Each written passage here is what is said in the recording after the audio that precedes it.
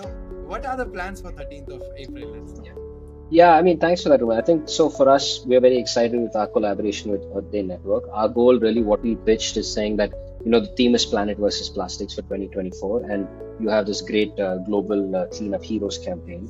And so the pitch that we had was, especially in the global south, so India, Indonesia, Philippines, like places where you know that there's a scrap shop, can Kabadiwalla Connect come in and support like a learning model that helps different beach cleanup volunteers? Not just, I mean, they know how to do the cleanup very well. But instead of making sure all that material is going, just going to the formal system, can we work with a local scrap shop partner, and can that person actually support the volunteers to get material?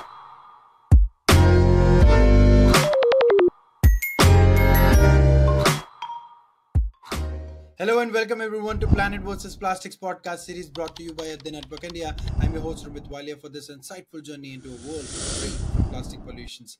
Yes, you will be seeing these episodes not just on Fridays because this is Earth Month and of course Earth Day is every day. This episode is special and it is titled as Kabadiwalla versus Plastics. And for that we have with us Mr. Siddharth Hande, who is also the Earth Day star and the founder of Kabadiwalla Connect, who will talk about how all the kabadiwallas, all these scrappers are the real heroes. So let's deep dive into this conversation.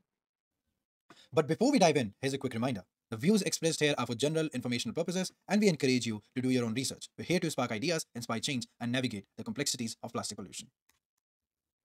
Welcome, Mr. Siddharth, to Planet versus Plastics podcast series.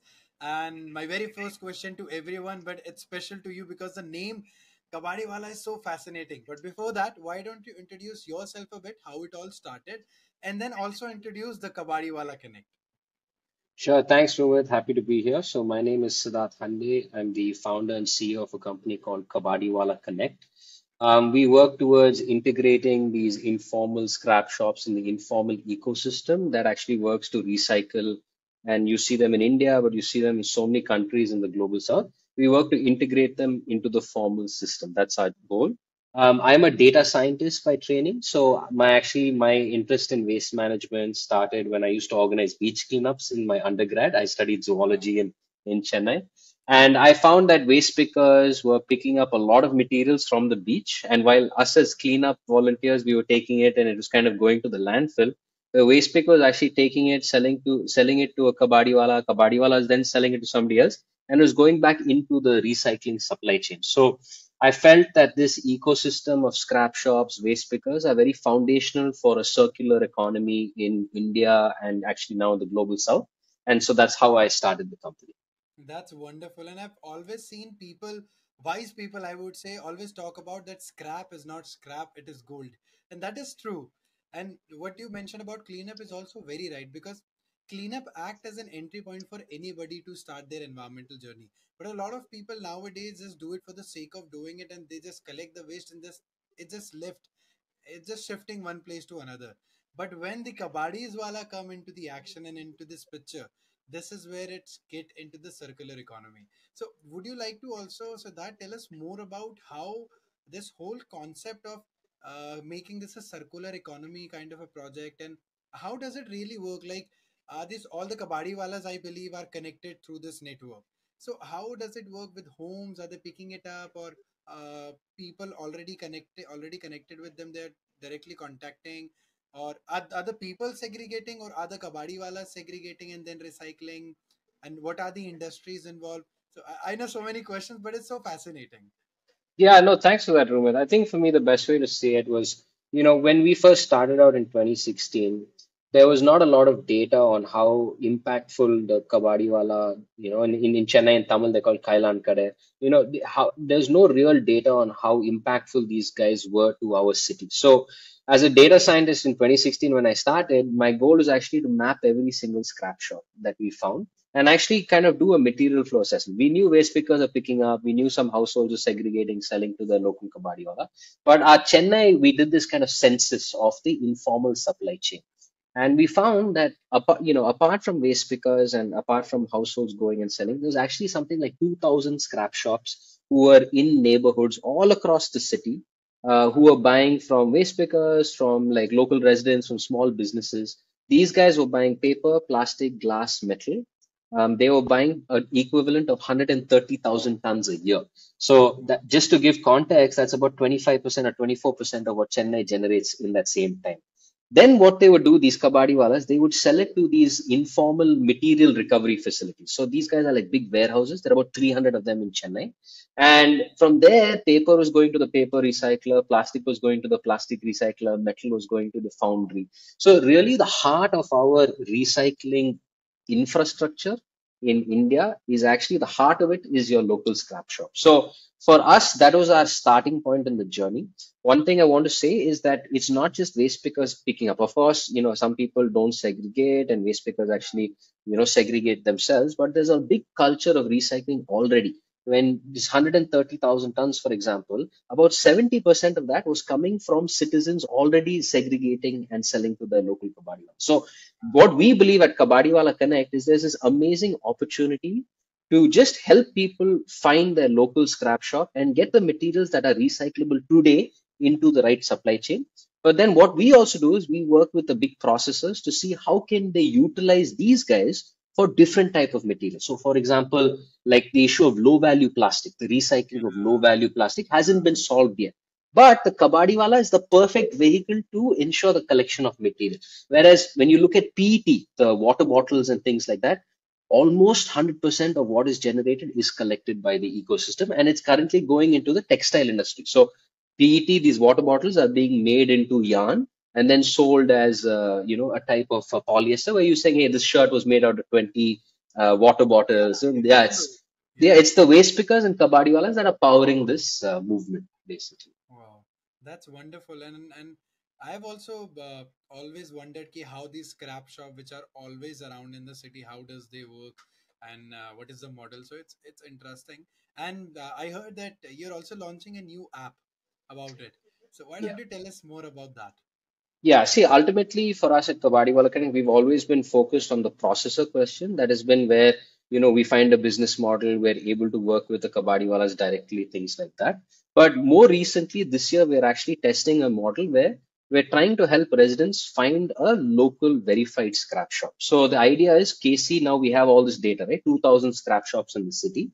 Our goal is to present the very best of these shops through an app to citizens where they can find their local scrap shop and get information on how to segregate, how to sell to them. We are also doing something like if you're able to report to us what volumes you're selling, you actually get some points which you can then use for coupons. So the idea is to gamify the gamify the system of segregating at home and sending it to your local kabadi. That's our idea. So we're actually launching it on April 13th with the Wow. Kovalam Beach cleanup. So that is, I was about to come to that on 13th, we're doing a cleanup. And I just want to mention that you mentioned that almost 23-25% of the waste is being collected.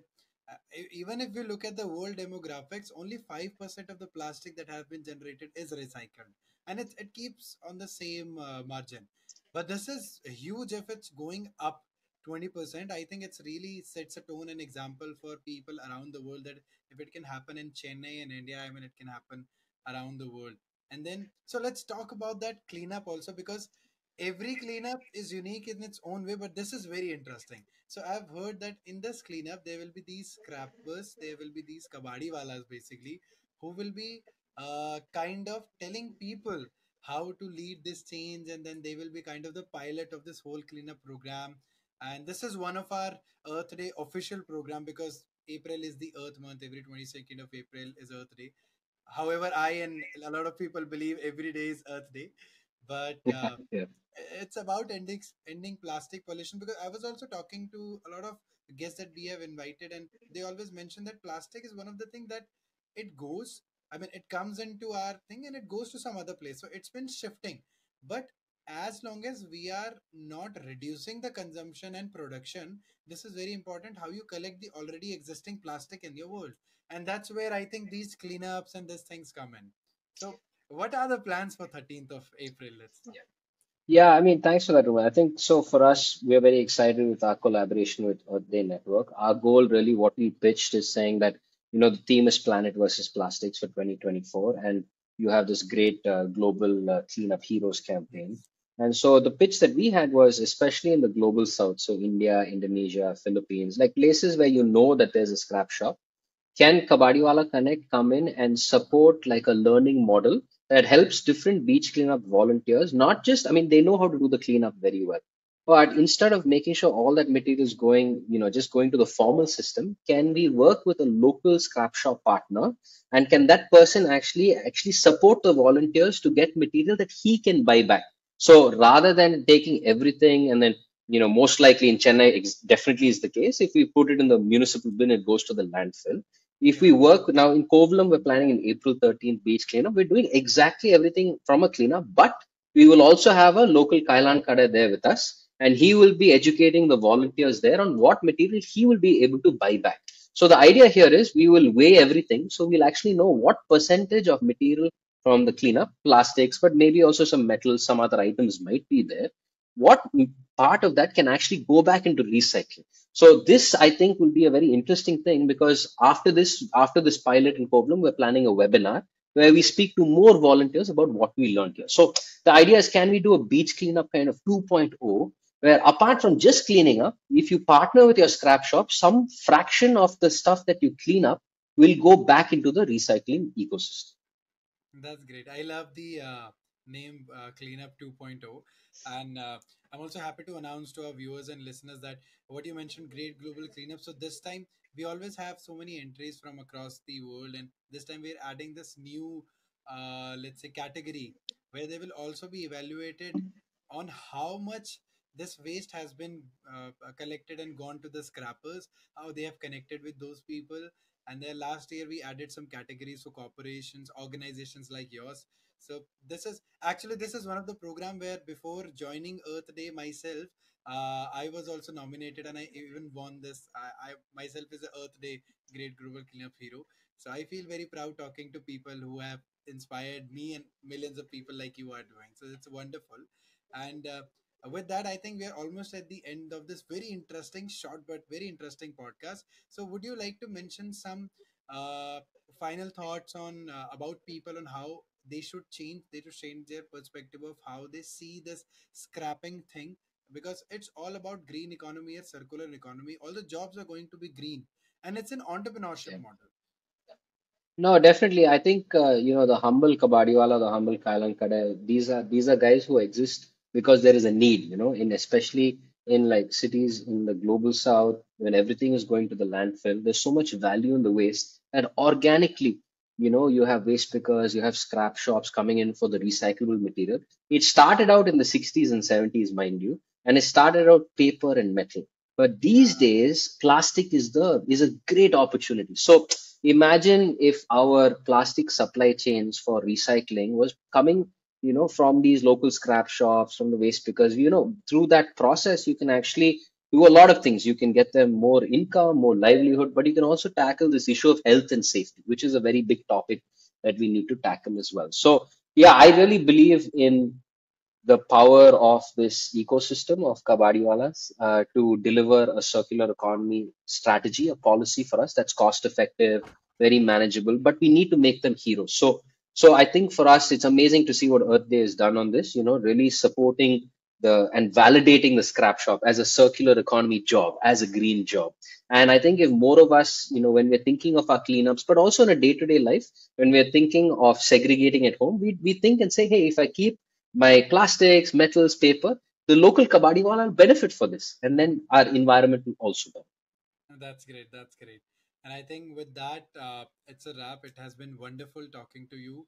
And as you said that this is health versus plastic or UNV versus plastic, planet versus plastic, and especially Kabadiwalas versus plastic because they are the real heroes. So thank you so much, Siddharth, for joining us. And so for the audience, remember, keep it clean, keep it green, and every day is Earth Day.